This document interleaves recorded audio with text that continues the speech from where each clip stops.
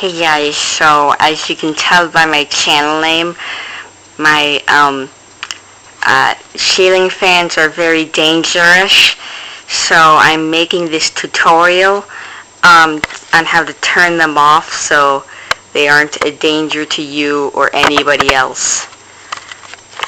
So let me just... Okay, so you want to grab the chain and pull it, and you should see it start slowing down. You should see it start slowing down. See it slowing down, as you can see.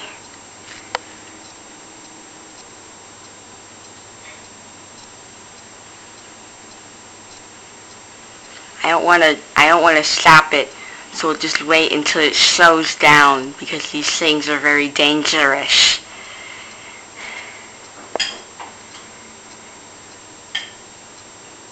As you can see, it's almost stopped now.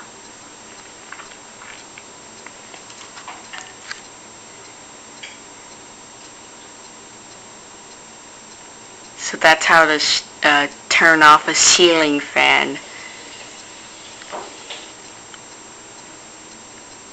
Yeah.